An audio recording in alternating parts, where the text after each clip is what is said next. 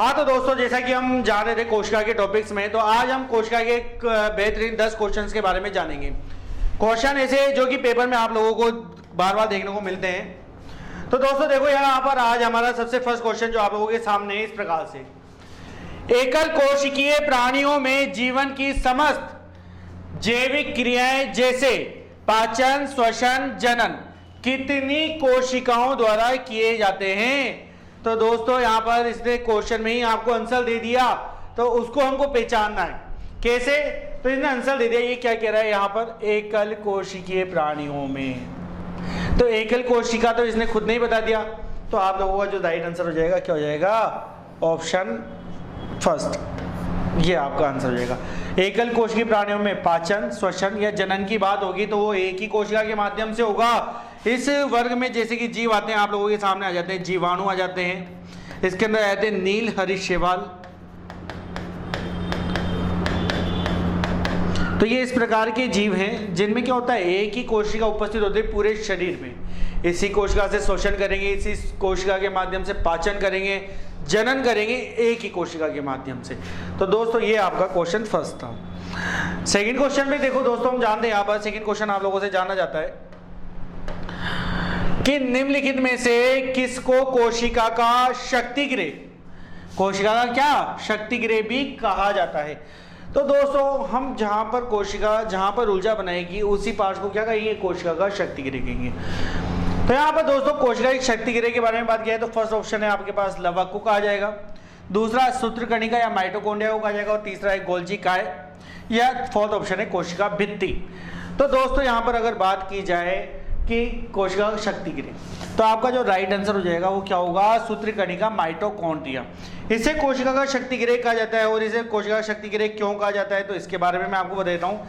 इसे कोशिका का शक्तिगृह इसलिए कहा जाता है क्योंकि यहाँ पर जो भी कार्बनिक और अकार्बनिक पदार्थ हैं,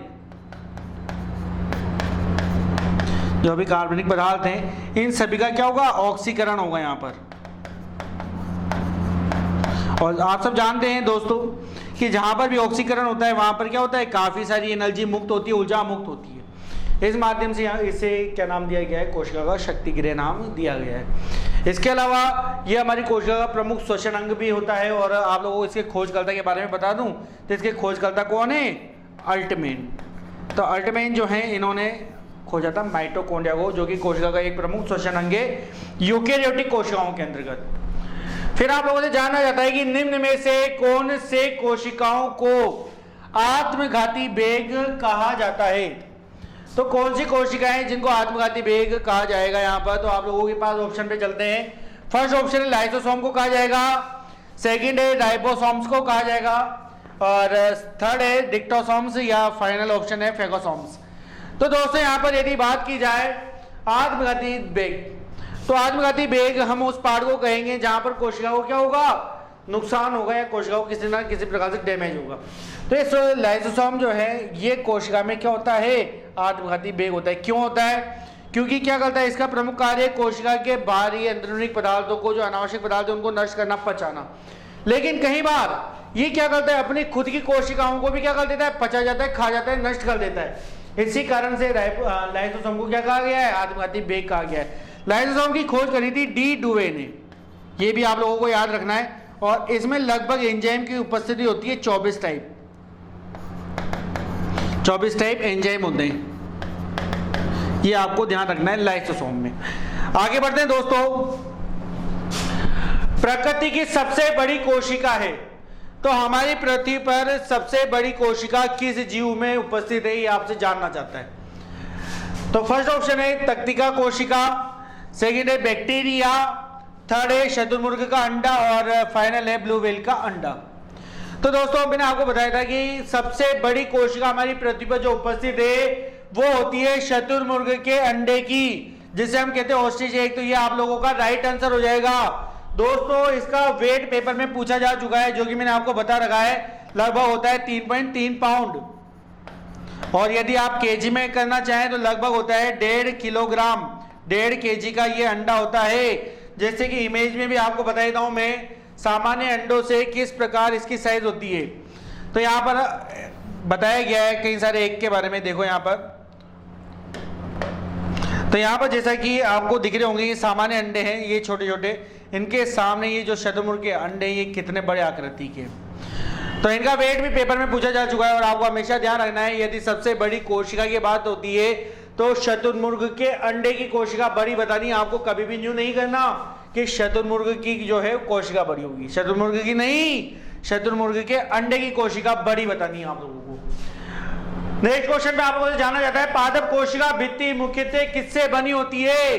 तो पादप कोशिका भित्ति जो है मुख्य रूप से किससे बनी होगी, इसके लिए जानना जरूरी है कि सबसे पहले कि पादप जो है अपने भोजन के लिए किसे ग्रहण करते हैं। तो पादप जो है भोजन बनाते हैं किस क्रिया से, प्रकाश संश्लेषण से। तो प्रकाश संश्लेषण के माध्यम से ये क्या करते हैं, अपने लिए कार्बोहाइड्रेट भोजन का निर्माण करते हैं। हमारी तरह ये भोजन तो नहीं खाते, क्या करते हैं, प्रकाश संश्लेषण क्रिया से भोजन का निर्माण करते हैं अपने लिए। तो ये आपको ध्यान रखना है, भाई हमारी तरह ये भोजन तो खाएंगे नहीं, तो हम भोजन खाते हैं, प्रोटीन विटामिन कार्बोहाइड्रेट ये सब कुछ प्राप्त होता है, लेकिन ये प्रकाश संश्लेषण से अपना भोजन बनाते हैं। तो इसी वजह से इनकी जो कोशिका भित्ति बनती है वो किससे बनती है, सेल्यूलोज से बनती है। लिपिड जिसे हम कह सकते हैं एक प्रकार का वसा है, इससे मानव कोशिका झिल्ली बनती है। विटामिन प्रोटीन जो है इससे मानव कोशिका झिल्ली का निर्माण होगा। लेकिन पादप के बारे में बात आएगी तो पादप की जो है किससे बनेगी, सेल्यूलोज से। आगे बात की जाए दोस्तों तो पत्तियों का हरा रंग प्रदान करता है। तो पत्तियों का हरा रंग किसके माध्यम से प्राप्त होता है, पत्तियों को। तो ये मैंने आपको बताया था प्लास्टिड लवक के टॉपिक में कि पत्तियों का जो हरा रंग है किस माध्यम से होगा। तो फर्स्ट ऑप्शन है क्लोरोप्लास्ट के माध्यम से, सेकंड ऑप्शन है आप लोगों के पास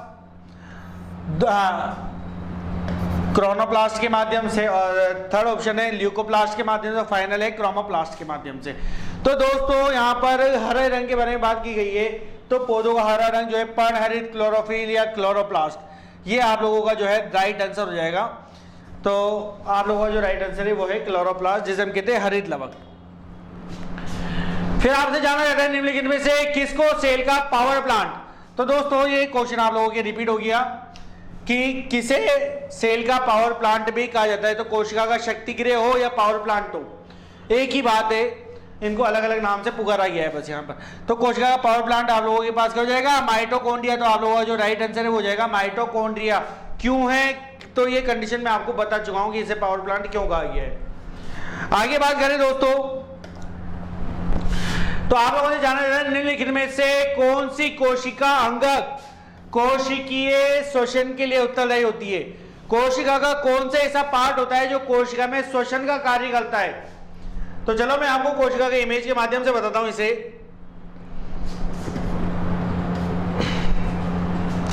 तो ये देखो हमारे पास कोशिका का जो इमेज है, इस इमेज में कौन सा पार्ट है, मैंने आपको प्रारंभ में भी बताया था कि कोशिका का जो प्रमुख श्वसन अंग होता है यूकेरियोटिक कोशिकाओं में वो होता है क्या, माइटोकॉन्ड्रिया जिसे कहा जाता है, सूत्रकर्णिका। तो आप लोगों का राइट आंसर ये हो जाएगा।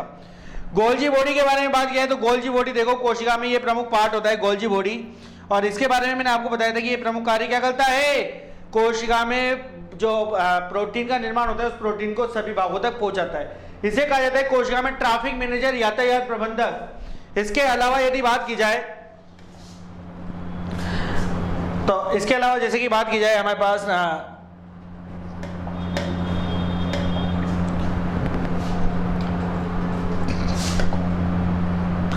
माइटोकॉन्ड्रिया,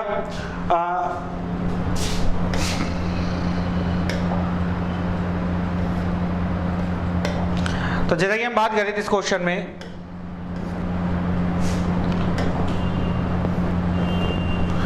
जैसा कि हम बात कर रहे थे निम्नलिखित में से कौन सी कोशिका को अंगक को कोशिका का श्वसन कहा जाता है। तो सूत्रकर्णिका को बताया था मैंने यहाँ पर आपको। इसके अलावा केंद्रक के बारे में बात की जाए तो केंद्रक जो है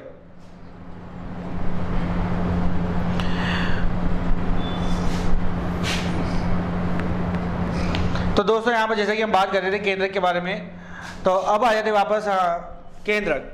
तो केंद्रक में जैसा कि मैंने आपको बताया दोस्तों कि केंद्रक जो है ये कोशिका का क्या होता है, सेंटर वाला पार्ट होता है, और इसका निर्माण क्या है, ये क्रोमेटिन का निर्माण करता है, और ये क्रोमेटिन से क्या करता है, हमारे लिए गुणसूत्र बनाता है।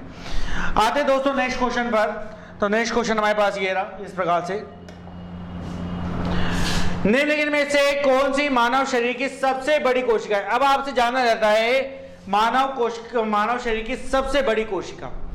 तो मानव शरीर की सबसे बड़ी कोशिका जो है, सबसे फर्स्ट ऑप्शन है अग्नाशय, सेकंड ऑप्शन है उपकला कोशिकाएं, थर्ड ऑप्शन है तंत्रिका कोशिकाएं और लास्ट है अधिचर्मिक कोशिकाएं।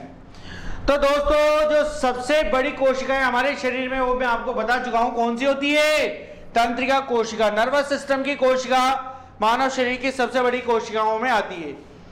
अब बात करें अगले क्वेश्चन के बारे में, तो अगला जो फाइनल क्वेश्चन हमारे सामने उपस्थित है वो इस प्रकार से, निम्नलिखित में से कौन सी कोशिका अंगक केवल वनस्पति कोशिकाओं में उपस्थित होती है? निम्नलिखित में से कौन सी कोशिका अंगक केवल वनस्पति में उपस्थित होती है? तो सबसे पहले सूत्रकणिका, दूसरा ऑप्शन है कोशिका भित्ति, तीसरा ऑप्शन है कोशिका झिल्ली और फिर है रिक्तिका। तो दोस्तों पादप या वनस्पति के बारे में बात कर रहा है आप लोगों से, तो वनस्पति को के अंदर केवल और केवल क्या पाई जाती है? कोशिका भित्ति।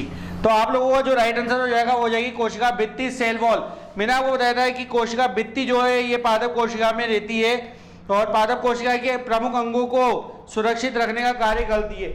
और किससे बनती है कोशिका भित्ति? तो ये बनती है किससे? सेल्यूलोज से।